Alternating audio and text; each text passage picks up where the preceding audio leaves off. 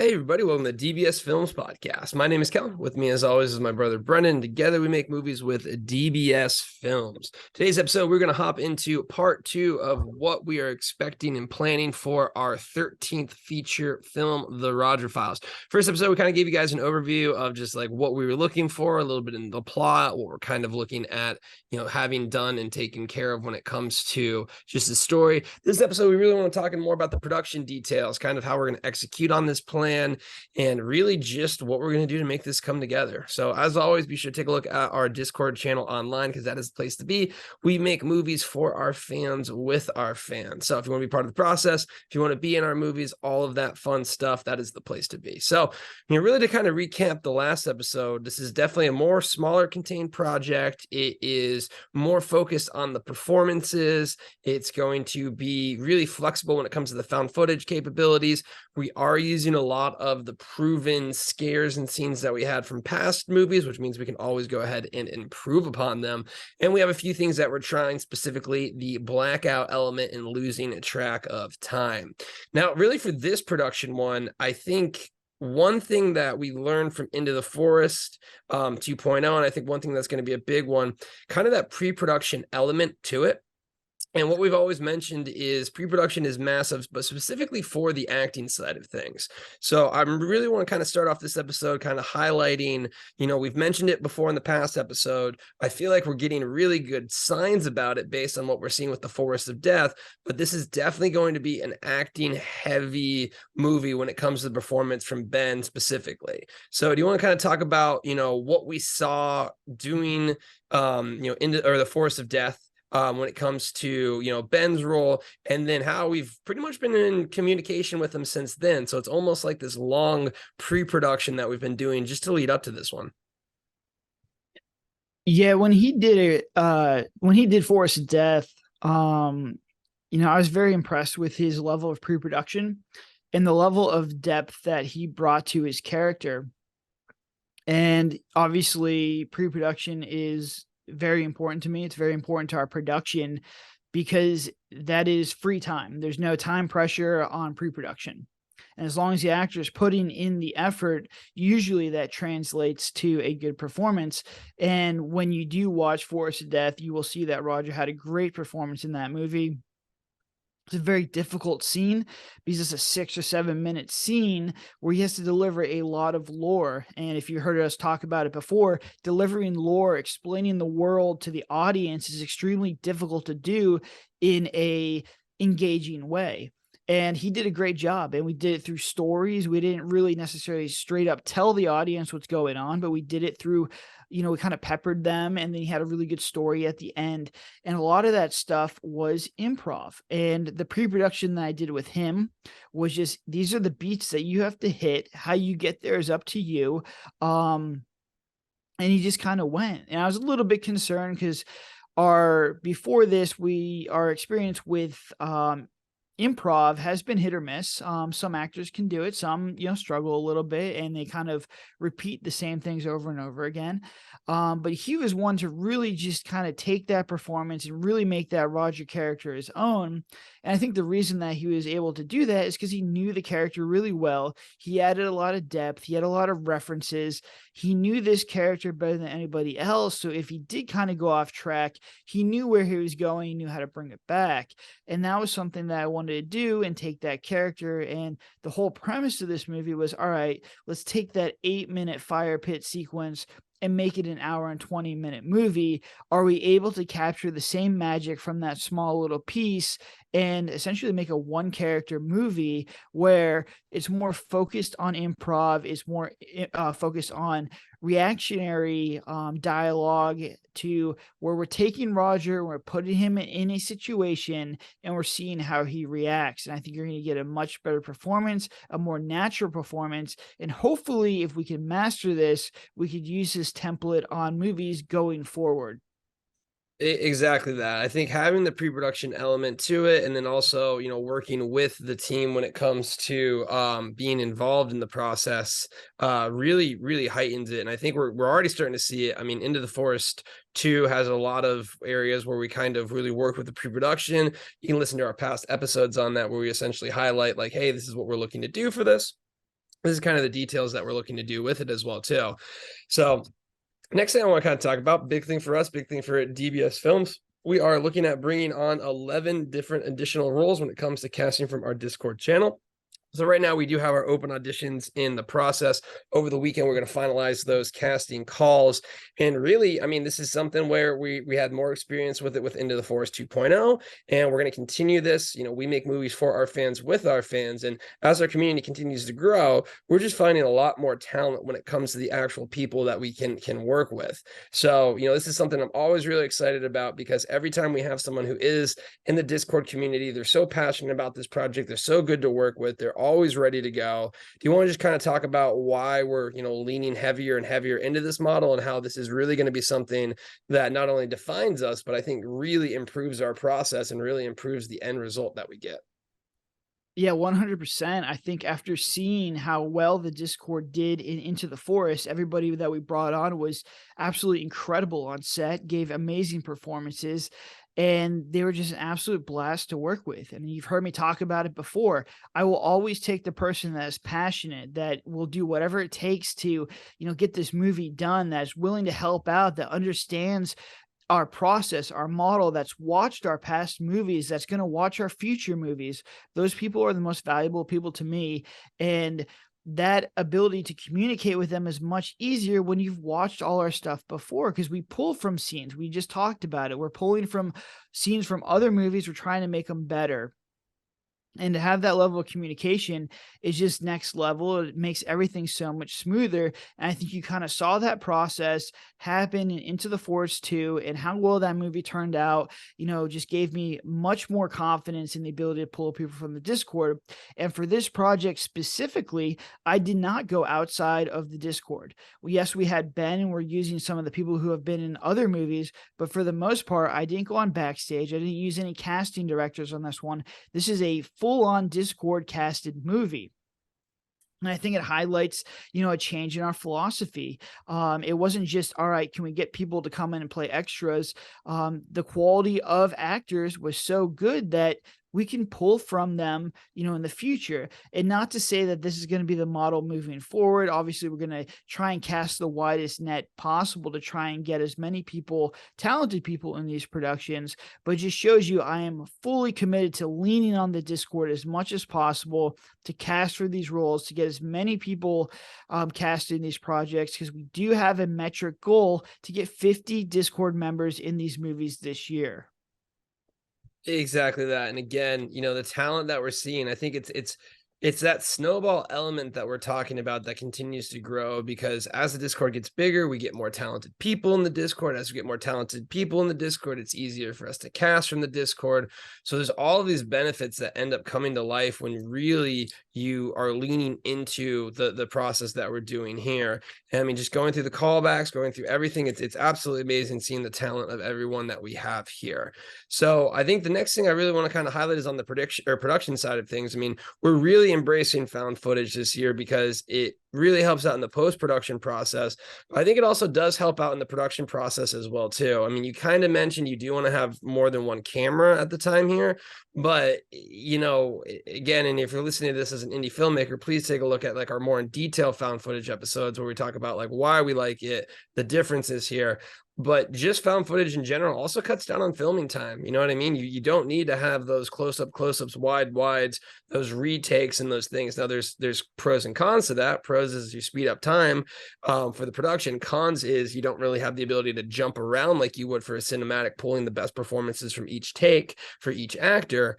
But I think overall that's going to allow for, a very seamless shoot for this one. So you want to talk about how being set up, having the experience from Into the Forest 2, we're now able to go ahead and move forward. I think one thing that you did identify is we're going to go ahead and try and have that different angle, because really having that second angle allows us to give a little bit of best of both worlds.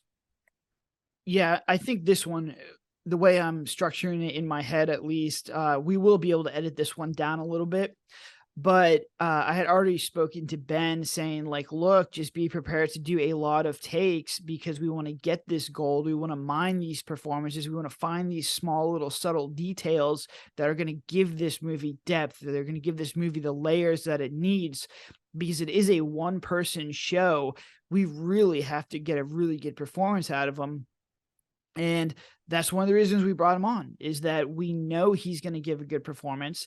And then we're going to get a really, really good performance because I'm going to be able to edit this stuff down. And I'm very confident in my editing abilities after doing 12 movies before. I'm excited to do this one. And, you know, even after Shapeshifter, just being able to go through that editing hell, I feel much more confident in my abilities.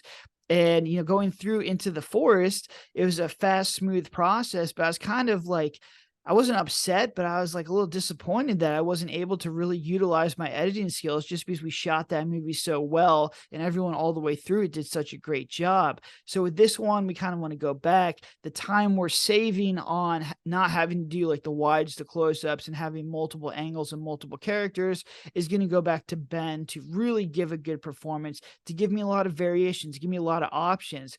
Because as an indie filmmaker, as a filmmaker in general, I don't know which the best take is. I know what takes are technically sound, but I really can't tell whether one take is better than the next until I go and I sit down and watch it on a big screen TV, and I can kind of sit down and really analyze it. When I'm on set, when I'm working through with the camera, when I'm looking at the movie through the camera, it's very hard to identify which takes are the best ones. So that's my goal, is to get a lot of takes, get a lot of footage.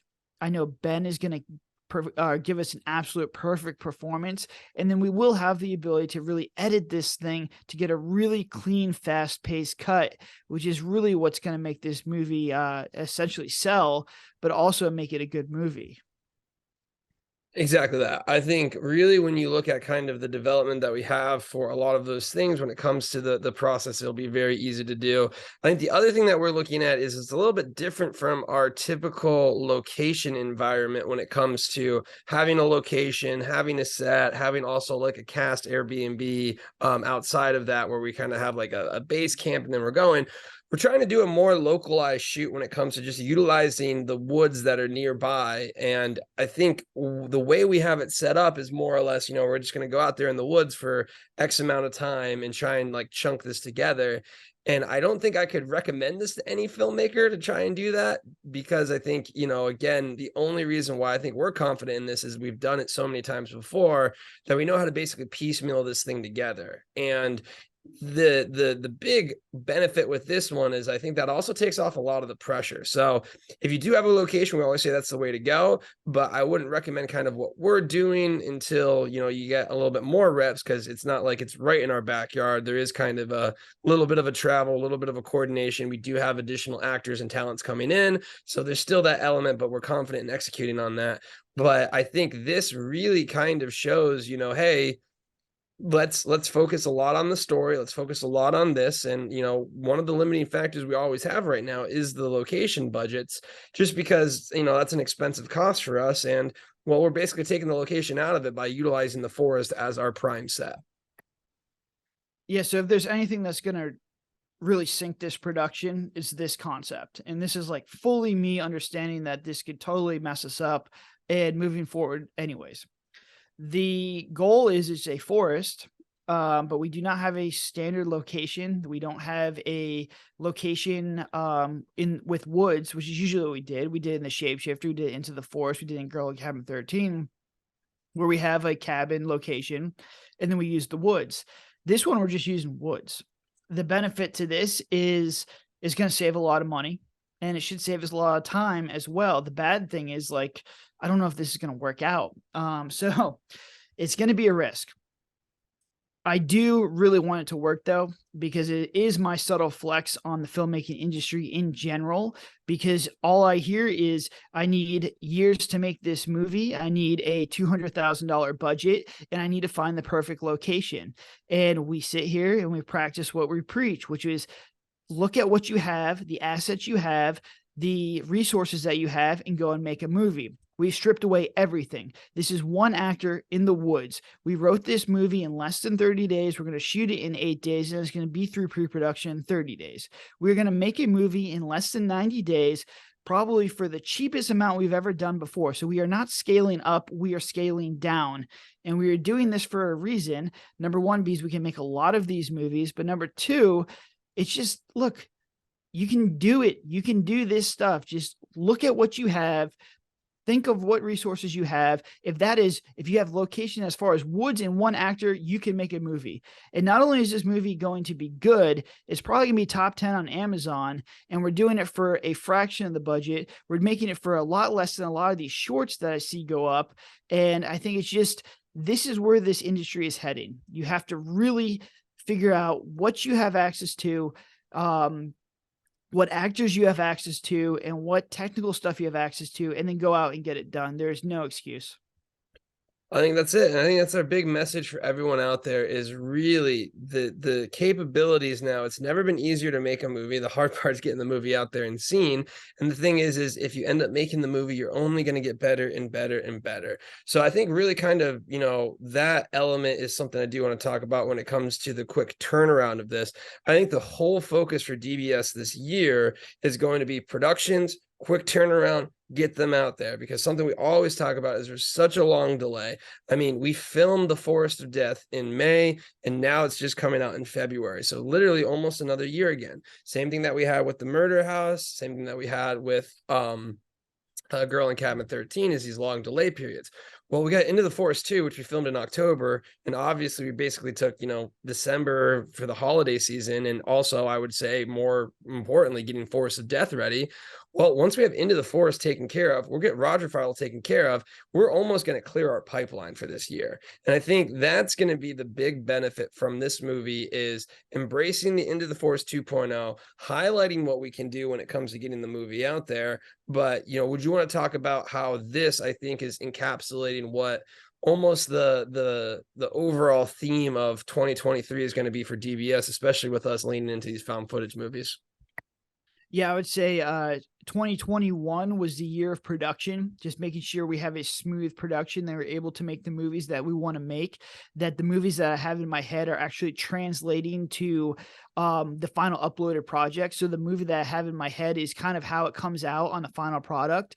And I think the Girl in Cabin 13 was the first time that actually happened. Murder House was the second time that actually happened. With Shapeshifter and Into the Forest 2.0, which we shot last year, I think that was on pre-production. We really figured out, we got production to where it needed to go. So now it's like, all right, how do we get the actors to really work on these things, to really give a good performance? We cast a wider net as far as finding new actors. We started working with the Discord, and we really focused on getting pre-production down. And now I really think we have pre-production down. I think we have production down. I think our lagging issue is post-production. And if this is an indie problem, this is not something that just plagues us. Every indie film takes almost a year, maybe 18 months to get through post-production.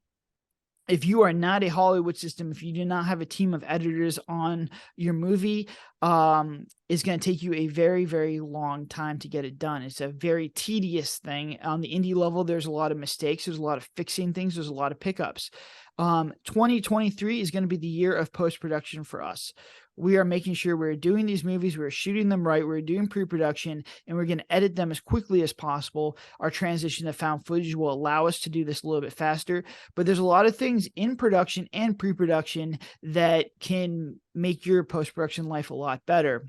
And we're really focusing on all this stuff. The goal is to get these movies written, shot, and edited in 90 days. And that'll allow us to have our cadence, our rhythm, to allow us to make 4 to 5 movies a year, which is where I think we need to be to grow as quickly as possible and to get our product out there and cultivate both the Discord and new followers. So I think, I'm excited at this. I think it's going to be challenging, but I think we're putting the steps in place to really go full circle and really get this whole production studio element of DBS Films humming as smoothly as it possibly can.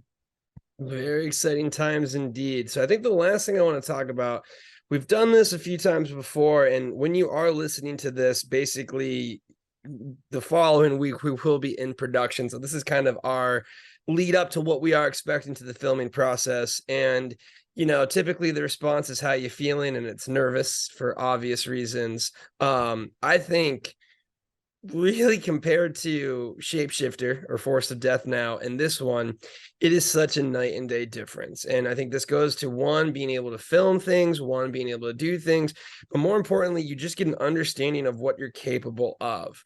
And I think we have some nervousness when it comes to potential location, potential issues there. But even that, I mean, we already have like redundancy after redundancy after redundancy. I mean, like they're really, and again, knock on wood, we always say don't jinx it. But as we continue to do this, I'm going to get more and more confident with it. I mean, it's really going to be tough now. I feel like the odds are going more and more in our favor in the sense of what actually could go wrong to derail a project like this. And unfortunately, with a lot of indie filmmakers, we find that it is the opposite case, especially for us as we were making it through our first, 12 movies, specifically those first Hateful Eight. There was so much that could go wrong. There's a lot of unknowns that could go wrong. And I feel like now we have such a vast understanding of this production process.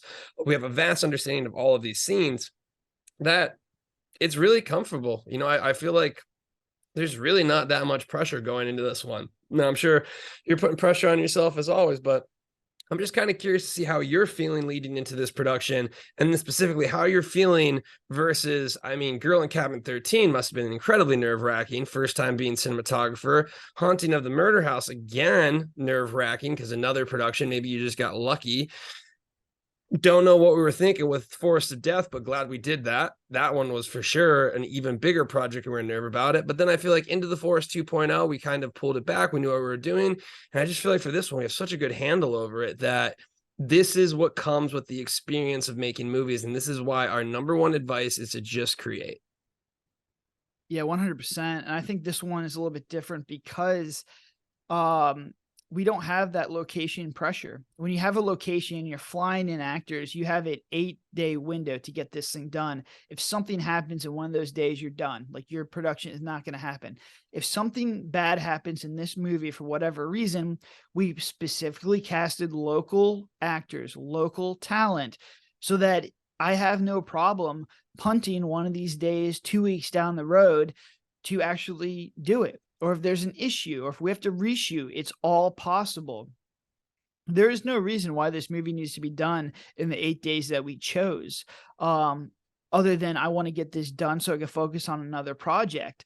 But the biggest issue, the biggest stress that I always have on these shoots is something bad going to happen? If something bad does happen and we lose a day, if we lose half a day, the whole movie is jeopardized, and it's going to be very costly for me to fly everyone back out to get the location again. And there's always a chance that the actors' schedules are going to have conflicts and you'll never get this movie made. With this one, we don't have that pressure, which is good because I could take that energy and really focus on just getting a good performance. And we have the ability to fix this movie, which is the first time in, DBS history, outside of small pickups and doing little editing tricks to do pickups. We have the ability to shoot this scene. If it doesn't turn out well, just get everyone back and redo it. So we can do this a few times. Now, obviously, I don't want to rely on this. I want to get this movie done in the 8 days so we can move on to the Bigfoot project. But we have the option. And depending on how well this movie turns out and how much resources and time I want to devote to it, we have the option to really kind of fine tune and really get this movie to where it needs to go, which I'm excited because some of the best indie movies that I've watched have used this concept. They've been shot over a year where they go and they shoot a scene. They don't like it or they want to make changes. They call everyone back and they do it again because it's friends, it's family, and it's in a location that they own, which goes back to my point originally. Look at the resources that you have and make a movie with those resources.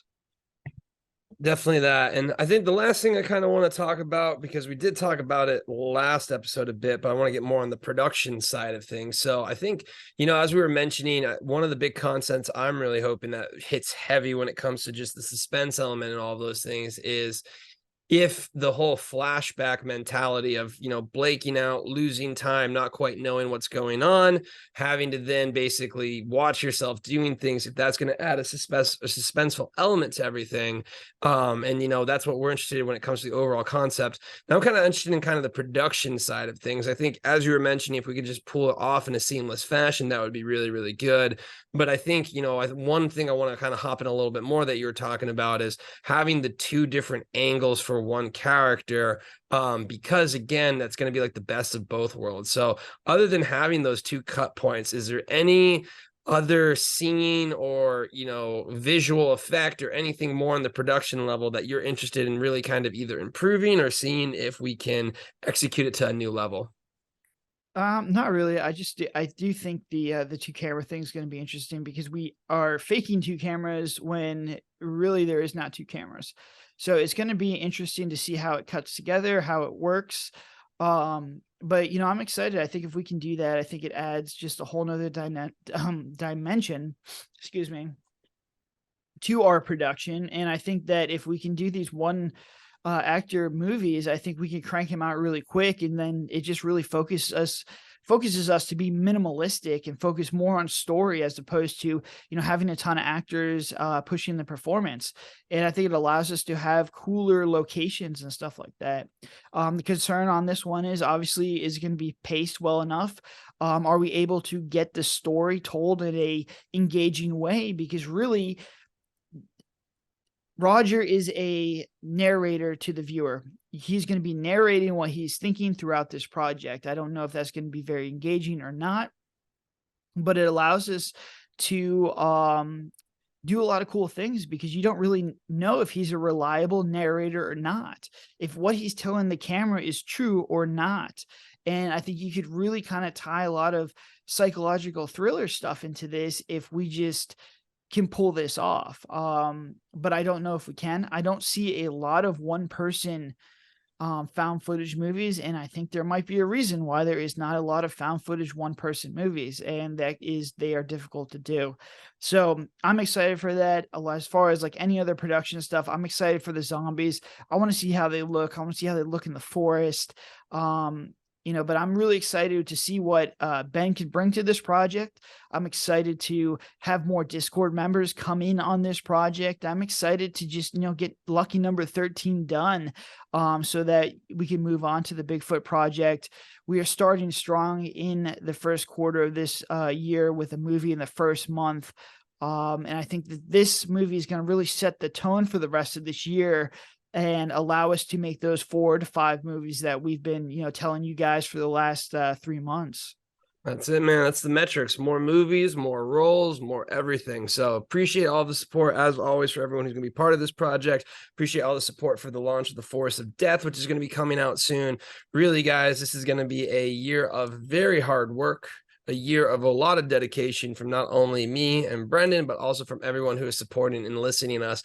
But as we've mentioned countless times before, those that are supporting us now, those are helping us make this dream come true, will always be rewarded. So we are very excited to kick off the year with our first feature film, The Roger Files. With that being said, friends, be sure to find us on Discord. Be sure to take a look at us online, because that is a place where we make movies for our fans, with our fans. So if you want inside knowledge, inside access to everything going on, make sure you take a look at us there. But until then, have a good one.